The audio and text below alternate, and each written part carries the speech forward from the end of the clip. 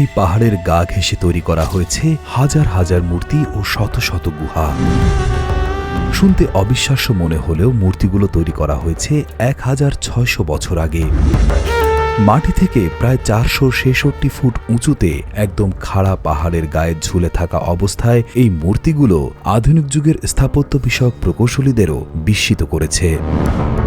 এই পাহাড়ে ৭,০০০-এরও বেশি বৌদ্ধ ভাস্কর্য এবং ১,০০০ বর্গমিটারেরও বেশি মুরাল বা দেয়াল চিত্র রয়েছে, যার অধিকাংশই মাটি দিয়ে তৈরি। বৃষ্টির হাত থেকে মাটির তৈরি এই মূর্তিগুলোকে বাঁচাতে গুহাগুলো পাহাড়ের ভেতরের দিকে খোদাই করা হয়েছে।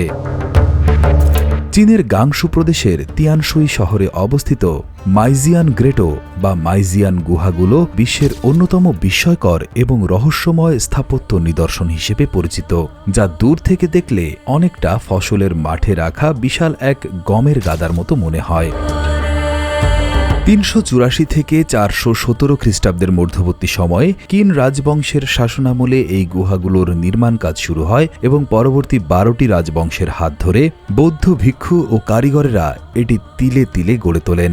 আধুনিক ক্রেন বা যন্ত্রপাতি ছাড়া সেই প্রাচীন যুগে খাড়া পাহাড়ের গায়ে ঝুলে হাজার হাজার মূর্তি কিভাবে তৈরি করা হয়েছিল তা আজও প্রকৌশলীদের অবাক করে দেয়।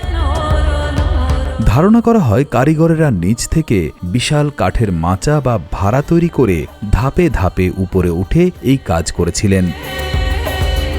আমাদের ভিডিওগুলো মালয়েশিয়া থেকে দেখছেন মোর্শেদ আলম, মোহাম্মদ আশরাফুল আমিন আরজ দেখছেন রোহিঙ্গা ক্যাম্প থেকে, আব্দুল কাইয়ুম দেখছেন কাতার থেকে, রেজাউল ইসলাম দেখছেন সাউথ আফ্রিকা থেকে, মালয়েশিয়া থেকে দেখছেন আমিনুল ইসলাম। আপনি কোথা থেকে দেখছেন তা জানিয়ে দিন কমেন্ট বক্সে।